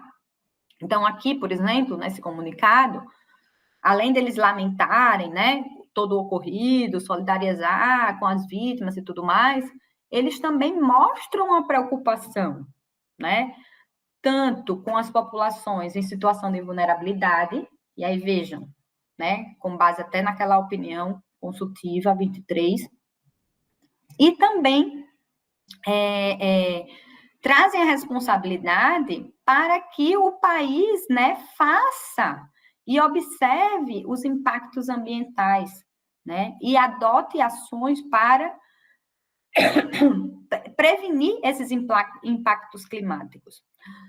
Uma outra questão que esse comunicado de imprensa traz também é a Resolução 3 de 2021, que é um outro documento muito importante feito pela Comissão Interamericana sobre o tema de mudanças climáticas, impactos climáticos, né? Então, o que a gente vai ver aqui. Então, ela veja que tudo isso foi feito só no comunicado de imprensa, e o comunicado de imprensa, ele passa pelo Estado, o Estado tem que responder, o Estado tem que se manifestar, né, sobre as recomendações. Aqui eu não botei ele inteiro, tá? Eu só botei uma parte. Mas aqui está a parte principal, né, só para vocês entenderem o quanto também a comissão também faz esse monitoramento, que eu falei para você, das violações diárias, né, que podem ocorrer no dia a dia de direitos e grandes tragédias. Aí, temos a resolução número 3, né, que o comunicado fala. Eu deixei ela aqui, não traduzi, tá? Tá em espanhol, mas eu imagino que vocês entendam. Ela não tem ainda traduzida, pelo menos eu não achei, a Resolução 3 de 2021. Apesar do português também estar, né, como língua oficial da comissão, da corte, acaba que os principais instrumentos estão em inglês e em espanhol. Mesmo lá em Washington, no lugar que eu trabalhei, assim, o espanhol é o que eles mais usam, inclusive em todas as reuniões e nos documentos, né? Você pode ver pela origem dos comissários, dos juízes, que tem, né, essa origem latina, então são países que falam em espanhol, né? E utilizam, então, e os funcionários também, a maioria, se comunicam em espanhol. Então, eu trouxe aqui a Resolução 3 de 2021, porque ela é uma resolução da Comissão Interamericana, feita também pela Relatoria de Direitos Econômicos, Sociais, Culturais e Ambientais, que tem tudo a ver com a nossa temática aqui, que é o tema da emergência climática, né? E quais são o alcance das obrigações dos estados nessa matéria de direitos humanos. Então, uma resolução é como se fosse uma normativa que serve para serem aplicadas à região. Então, por exemplo, na época do Covid, teve resolução para distribuição justa e equânime de vacinas, né? Então, ou seja, que regras a gente recomenda para a região sobre o tema de vacinas. Aqui é que regras são necessárias para a gente minimizar os efeitos das mudanças climáticas, né? Então, aí começa sempre com os considerandos, e veja que nesses considerandos, ele traz o impacto da mudança climática, né? No acesso à terra, à água, às florestas, aos direitos humanos e ao gozo, né? O desfruto, o uso, o gozo dos direitos humanos em relação à vida, à saúde e à alimentação. E aí eu destaquei aqui o trabalho, né? A cultura, a água, o saneamento. Então, e também como isso vai determinar pessoas em situação maior de vulnerabilidade. Então, aqui é um considerando que também vai fazer essa conexão dos impactos das mudanças climáticas no ambiente de trabalho, na área trabalhista. Também, já dentro da resolução, você tem várias recomendações, que a gente chama de parte resolutiva, né? Ou seja, o que é que a Comissão Interamericana e a Relatoria de Direitos Econômicos, Sociais, Culturais e Ambientais sobre o tema da emergência climática, sobre o tema das mudanças climáticas também, recomenda aos estados. E aí eu busquei, né, essas três recomendações, tem muito mais, tá? Não vou botar aqui todas, isso aí fica como vocês tendo interesse em relação a entender melhor o tema e irem atrás da resolução, tá? Mas aqui eu achei interessante destacar 3 pontos. Um é em relação às pessoas trabalhadoras migrantes, né? Porque elas têm, de certa forma, um impacto diferenciado com as mudanças climáticas, né? Então, principalmente em processos de condição migratória, né, forçada, né, que é o deslocamento que eles chamam de forçado. Então, como eu falei para vocês, imagine essas pequenas ilhas ou situações de elevação do oceano com destruição, né, de estados inteiros, de ilhas inteiras, de comunidades inteiras, forçando pessoas a mudarem. Isso requer que outros estados incorporem aquelas pessoas, né? Então, a própria comissão diz, olha, garanta um procedimento, né, de reconhecimento dessa condição migratória e respeite o trabalho e garanta os direitos humanos para aquelas pessoas, né, a fim de que elas possam ter uma garantia de trabalharem dentro desse deslocamento e dessa condição migratória forçada. Então, é um ponto interessante. O segundo é os estados respeitarem e protegerem os direitos das pessoas, né, que trabalham em zonas rurais, campesinas, né, para combater todas essas formas também de discriminação contra o contexto das crises climáticas. Eu imagino que vocês já tiveram vários temas que envolvem, né, as consequências das mudanças climáticas no meio ambiente de trabalho, mas uma delas é o calor extremo, né? Acho que até amanhã vocês vão ter uma aula só sobre isso. Então, e isso tem um efeito muito grande para quem trabalha com exposição, né? Ao calor, ao sol. Então, é uma das preocupações da Comissão Interamericana que os estados tenham toda uma garantia, né? E veja que aqui ele também faz também uma conexão com outros direitos, como o direito à alimentação, né, o direito à agroecologia, o direito ao trabalho, veja, o direito à moradia, né, apoio financeiro, a subsistência, enfim, e proteção contra inundações, secas, né, assistência como um todo, para poderem continuar trabalhando, né, e produzindo. E um outro ponto que eu queria abordar, né, que tem a ver com essa resolução, é as políticas que devem garantir os novos postos de trabalho criados, derivados, né, das mudanças dos setores emergentes, do trabalho chamado verde, né, das energias renováveis, da agricultura vegetal, né, são trabalhos que também devem ser criados, né, e pensados e valorizados nessa área, né, como uma garantia aí também de direitos laborais e sindicais. Então, E todos esses problemas de mudança climática, né, elas requerem que os estados tenham atenção a seguros agrícolas, a benefícios de desemprego, a de pensões de trabalhadores, enfim, a acesso universal, a atenção médica, e aí por diante, né? Então, essa resolução, eu só destaquei aqui 3 obrigações que ela traz, né? Porque senão a gente ficaria muito tempo, mas é uma resolução que vocês não podem deixar, né, de estudar, de ler, já que vocês têm interesse sobre essa temática, tá? E aí, agora, assim, mais para, né, a gente ter esses 20 minutos aqui finais de aula, eu queria trazer algumas decisões mesmo, algumas sentenças, né, a jurisprudência da Corte, em relação a temas de condições justas, equitativas e satisfatórias, e também a decisões que envolvem meio ambiente, tá? Para vocês fazerem essa associação, tanto do mundo do trabalho, quanto também a grandes desastres, né? Que podem afetar aí os estados. Então, um caso interessante é esse aqui, do Spaltori versus Argentina, né? De 2020.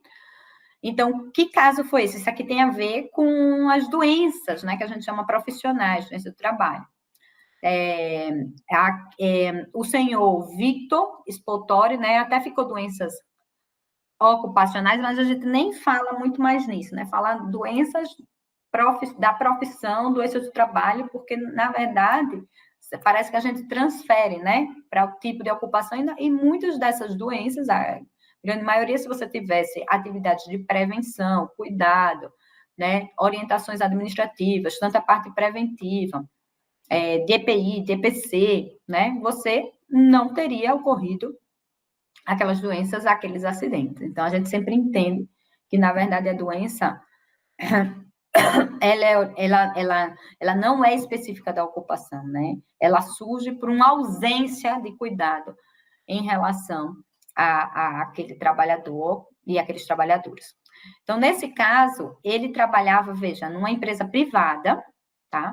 Na Argentina, e sofreu 2 infartos, né? E foi reconhecido para ele uma incapacidade de 70%. Ele entrou com um pedido de indenização, mas o processo, veja, se prolongou no tempo, né? E veja que aqui ele foi impedido, né, de usufruir de uma indenização. Então, isso, de certa forma, motivou ele a ascender ao sistema interamericano, né, porque ele não teve um reconhecimento no seu país, mas no sistema interamericano entendeu que o Estado da Argentina deveria ser condenado, né? Por quê? Porque os trabalhadores, eles têm direito, expressamente está na sentença, a um ambiente seguro, sem a ocorrência de acidente de trabalho. Então, isso é interessante porque, às vezes, vocês têm na sua atividade prática um caso, né, de doença, que envolve acidente de trabalho, e podem citar essa jurisprudência da Corte. Então, nesse caso, foi apresentado 2 aspectos interessantes, né, que é a obrigação do Estado de ter mecanismos de reclamação eficazes em caso de violação dos direitos trabalhistas, para garantir o direito ao acesso à justiça e uma proteção judicial eficaz, tá?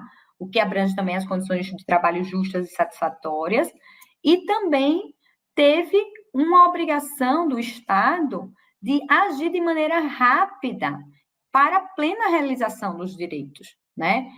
Ou seja, de adotar medidas legislativas e administrativas para proibir, né, ou mesmo evitar temas de acidente e de doenças no seu ambiente de trabalho. Então, para quem tiver interesse, depois dá uma lida nessa sentença. Um caso, né, que eu não sei até que ponto vocês conhecem ou já ouviram falar na mídia, mas esse é um caso bem famoso no Brasil, né, que é o da Fábrica de Fogos de Santo Antônio de Jesus. É um caso que eu faço parte, que eu falei para vocês, do grupo especial do Ministério Público que acompanha, né, ao cumprimento da sentença da Corte, e ele é muito interessante, assim, né? Ele é trágico, ele é terrível, na verdade, mas ele traz aspectos jurídicos muito interessantes para a nossa jurisprudência, para o nosso conhecimento, né? Então, só rapidamente falando do caso, ele foi uma explosão, né, em 1998, em 11 de dezembro. Inclusive, tem a Associação das Vítimas que chama 11 de dezembro, que 60 pessoas morreram, né, a maioria mulheres, 6 ainda sobreviveram, né, com sequelas do acidente, e veja que dessa quantidade, 23 eram crianças, né? Então, além de tudo, você tinha trabalho infantil, salvo engano, dessas 59 mulheres, tinham 4 grávidas, né? E é um caso típico de todos os problemas, né? De discriminação estrutural, do problemas de meio ambiente do trabalho, de ausência de fiscalização.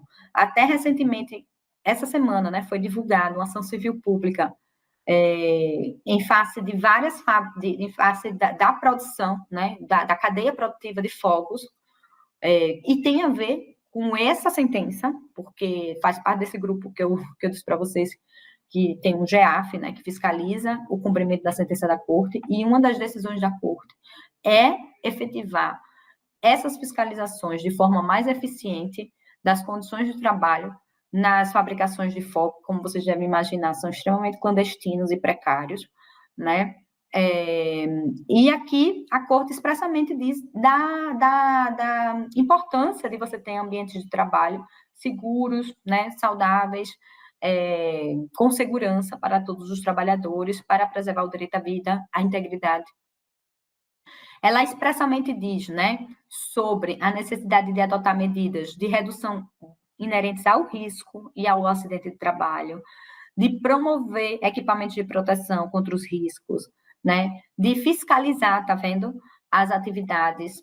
Eu lembro que quando eu fui nessa visita da corte, em novembro, o juiz na época, presidente, né, era o Ricardo, e ele disse, eu quero saber como andam as fiscalizações, né, no caso da fábrica de fogos. Então, achei interessante porque a preocupação, e ele falou, olha, esse foi um caso que chamou muita atenção de toda a corte, pela gravidade, pela morte desenvolvida, pela falta total, né, de proteção daqueles trabalhadores, porque eram pessoas, de certa forma, pobres crianças, né, que não tinham outras possibilidades de trabalho e acabaram morrendo numa situação de total insegurança naquele ambiente, isso em 1998. Então, aqui também, os estados devem garantir que esse direito seja exercido sem discriminação, né, expressamente a Corte diz, e que o direito ao meio ambiente, ele tem uma realização progressiva, né, e não de regressiva. E aí faz conexão com o artigo 26 da Convenção Americana de Direitos Humanos, assim como o Protocolo de São Salvador, que garante, né, como eu mostrei para vocês, o direito a um ambiente de trabalho seguro, justo, equitativo, né? É bem impactante essa sentença. Essa semana, inclusive, teve uma audiência pública. Quem tiver interesse também, tiver curiosidade, bota lá. Caso da fábrica de fogos, é uma sentença bem paradigmática e vocês podem utilizar, né, na eventual petição e casos que vocês estejam aí acompanhando. O Ministério do Trabalho, por exemplo, a gente apresentou manifestações escritas, a gente acompanhou as indenizações individuais, porque teve na sentença a condenação também, né, a ressarcimento e indenização de danos às vítimas, e o Estado brasileiro agora conseguiu já quitar. Uma outra jurisprudência bem interessante no tema do meio ambiente, do trabalho, é o caso Mesquitos versus Honduras, de 2021, a sentença. Na verdade, aqui teve um acordo nesse caso. Ele versa sobre um povo, né? 42 pessoas do povo mesquito, que foram vítimas, de certa forma, da prática de mergulho para fim de pesca submarina. Então, esse povo ele já tem, vamos dizer assim, de certa forma, explorado nessa região, né? De forma precária, né? Então, imagine que eles fazem todo esse mergulho para fim de pesca submarina sem qualquer tipo de proteção e segurança no trabalho, né?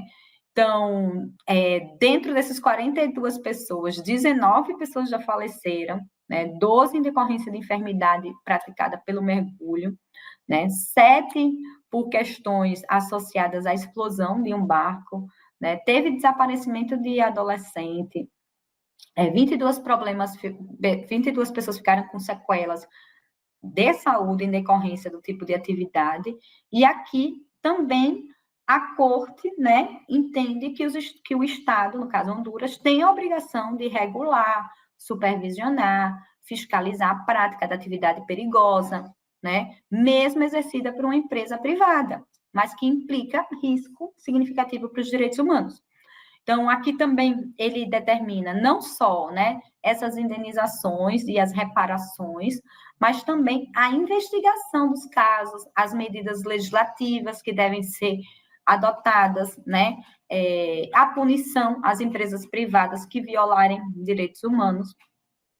Então, nesse caso aqui, houve uma solução amistosa, né, que eu falei para vocês que tudo pode... um acordo amistoso pode acontecer tanto na comissão como na corte. Nesse caso aqui, aconteceu na corte e eles chegaram a um acordo no qual foi estabelecido as obrigações de reparação das vítimas, projetos educativos, garantia da assistência jurídica ao povo mesquito, mudanças normativas, inclusive na fiscalização de empresas da pesca submarina, né? Então, em 2021, homologou o acordo amistoso, né? E também a corte complementou no mérito, né, o eixo da responsabilidade das empresas privadas, o direito à vida e o direito ao trabalho e seus reflexos. É bem interessante também essa sentença, para quem tiver interesse.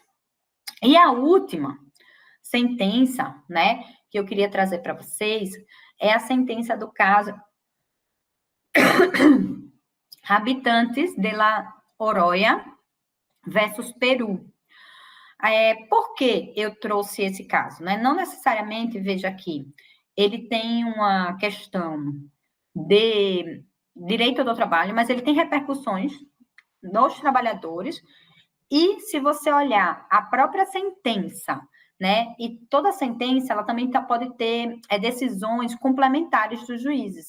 Tem um tópico específico que o juiz, salvo engano, o juiz Ricardo, ele também acrescenta a parte das mudanças climáticas, né, e a importância de proteção dentro do sistema interamericano.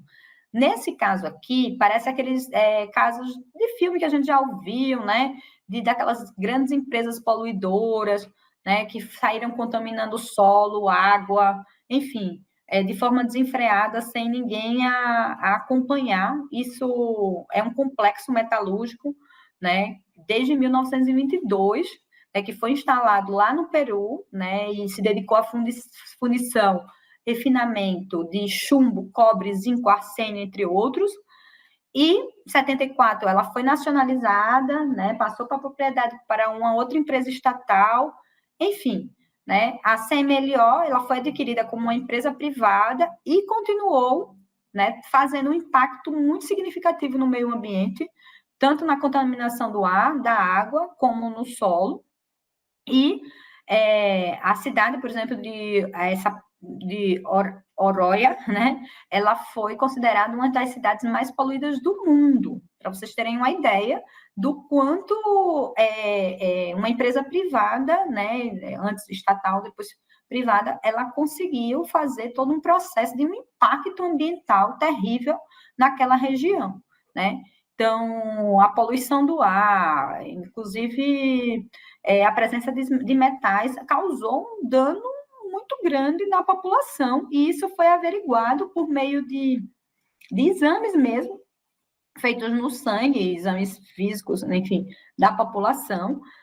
E esse caso, de certa forma, né, condenou o Estado do Peru e a indenizar 17 famílias, e aí deu um total de 80 pessoas, né, 38 mulheres, 42 homens, inclusive crianças Se você ver o relatório, também tem vítimas fatais que tiveram ou doenças, né, ao longo da sua vida, ou morreram em decorrência desse tipo de contaminação e desse impacto. Então, veja que aqui a Corte considerou um grande desastre, né? Tanto a violação ao meio ambiente saudável, à saúde, à integridade, ao acesso à informação, a participação das pessoas, né? A garantia judicial das vítimas, a violação de direitos da infância, né? Então, é uma jurisprudência que abarca várias searas de violação, né? E ela especificamente fala do artigo 26, que é aquele artigo dos direitos econômicos, sociais, culturais e ambientais, e da obrigação de desenvolvimento, né, e proteção de medidas para proteger o meio ambiente. Então, eu coloquei aqui todo um resumo maior, né, principalmente porque a Corte ela destaca que o meio ambiente ele tem interesse universal, né, ele faz parte dessa existência da humanidade, né? Então, e fala da importância dessa preservação por parte dos estados, sob pena de você, né, comprometer e não permitir que as futuras gerações tenham uma viabilidade de desenvolvimento na Terra, né? Você vê que a Corte, ela conclui, ela expressamente fala sobre o princípio da precaução em matéria ambiental, né? Então, aqui tem várias condenações, é interessante, salvo engano, as vítimas receberam $15 mil cada uma, né? Veja que foram 80. As crianças, e infelizmente que faleceram, quem recebeu foram, né, os sucessores, e aí a Corte atribuiu uma indenização maior de $35 mil. Mas aqui, veja que há todo um reconhecimento e uma responsabilidade, né, do Estado em matéria ambiental, né? Então, desde a ausência de participação dessa comunidade, há realmente o dano à saúde e à integridade das pessoas. Aqui algumas das condenações que tem na sentença, né, de reparação, porque toda sentença vai ter lá a parte resolutiva, e na Corte não vai ser diferente, e vai ter as medidas de reparação. Então, ela fala de existir de um diagnóstico sobre o estado de poluição do ar, da água, do solo dessa região e da remediação dos danos ambientais, a necessidade de atendimento médico gratuito às vítimas das violações destes direitos, né, à saúde física e integridade, a normatividade que define, né, padrões de qualidade devem ser, ela diz que deve existir normas que definem esses padrões, né, que não ultrapassem os máximos necessários para a proteção ao meio ambiente, a garantia de um sistema de alerta, né, e de monitoramento da qualidade, enfim, né, e pagamento, como eu falei para vocês, de somas de indenização a título de dano material e moral e material que são estabelecidos na sentença, até coloquei o link da sentença. E, por fim, como eu falei para vocês, atualmente a Corte está passando por um processo de consulta, né, para emitir uma nova opinião consultiva, mas agora sobre mudanças climáticas. Ela foi pedida agora em janeiro de 2023, tanto pela Colômbia quanto pelo Chile, e o propósito é esclarecer as obrigações estatais e as dimensões individual e coletiva para responder à emergência climática no âmbito do direito internacional dos direitos humanos, né? Então, a Corte atualmente está fazendo audiências, já coletou várias audiências, e a gente imagina que até esse ano ou no próximo ano a gente tenha uma opinião consultiva específica sobre emergência climática e direitos humanos. É o que vai nos ajudar muito como um parâmetro de interpretação e de proteção desses direitos. Aqui é uma foto que eu coloquei, só para vocês, esse período que eu falei de sessões que a Corte esteve aqui no Brasil, em maio, né, foi para Brasília, foi também para Manaus, e fez uma consulta, né, a várias comunidades, e foi bem significativo, porque foi no teatro, né, de Manaus, Veja aqui que temos, né, Caucásia, então tem os povos originários também, que têm super interesse, como todos nós, habitantes da Terra, de que a gente resolva da melhor forma, né, a forma que a gente consiga sobreviver a todas essas mudanças, e não há nenhuma outra forma a não ser, né, que os estados cheguem a conclusões e a resolutividades e a ações, né, porque não adianta só deixar de fazer, né, aqui a gente já tem uma atuação positiva de impedir que as mudanças climáticas sejam nefastas para toda a humanidade. A gente já passou, né, do tempo. E aqui, para finalizar mesmo, porque eu estou bem certinha com o horário, 9 horas, né, o Tribunal Europeu, aqui é no sistema regional europeu, né, não é o sistema interamericano, condenou a Suíça por inação no combate às mudanças climáticas e à violação de direitos humanos, né, que foi uma associação de idosos que apresentou uma denúncia ao Estado da Suíça, e é a primeira condenação a um Estado sobre medidas insuficientes para conter as mudanças climáticas, e aí que teria uma repercussão na saúde, na integridade e na vida de cidadãos. Então, fica aqui como, né, uma possibilidade também de, no futuro, a gente também ter umas violações específicas e condenações em relação à mudança climática no sistema interamericano. Então, eu vou parar aqui de compartilhar e vou perguntar a vocês, né? A gente fez, então, não sei quem chegou atrasado, se perdeu alguma parte, mas a gente começou apresentando todo o sistema interamericano, né? A função, para que serve a Comissão Interamericana, como é que funciona a Corte Interamericana. Obviamente, eu não entrei em detalhes de procedimento, porque em 2 horas não daria tempo. E, por fim, a gente apresentou as perspectivas, né, que existem atualmente no sistema. Então, a gente tem uma opinião consultiva só sobre o meio ambiente, a gente tem uma opinião consultiva que está sendo elaborada sobre emergência climática, a gente tem uma resolução sobre emergência climática e mudança climática da comissão, a gente tem comunicados oficiais e preocupações da comissão sobre a emergência climática, a gente tem algumas sentenças da Corte Interamericana que servem como parâmetro de interpretação e controle de convencionalidade para que tenhamos um meio ambiente de trabalho justo, equitativo, né, e protegido, também fazendo essa analogia, essa avaliação com as mudanças climáticas. Então, eu acho que é isso. Não sei se alguém tem aqui alguma pergunta, algum questionamento. Juliana está agradecendo aqui, botando ótima aula. Obrigada a você, Juliana. Tudo certo? Então, não sei se alguém do suporte da ESA, se é isso. Então, eu agradeço, a aula ficará gravada. Eu realmente não me passaram essa informação, Gabriela. Obrigada, Karen, também. Cheguei atrasada. Que pena, Gabriela. Mas depois eu vou passar o material para o pessoal da escola, e aí eles acho que repassam para você. Se você tiver alguma dúvida, você manda um e-mail. Aqui, ó, no suporte, na parte inicial, não sei se vocês também preencheram, parece que tem que preencher aqui uma lista de chamada, tá bom? Então, para confirmar a presença. E é isso, pessoal, vou botar aqui só o meu e-mail no chat. Se alguém tiver alguma dúvida posteriormente e quiser conversar, só mandar, tá bom? É isso, obrigada. Tenham uma excelente noite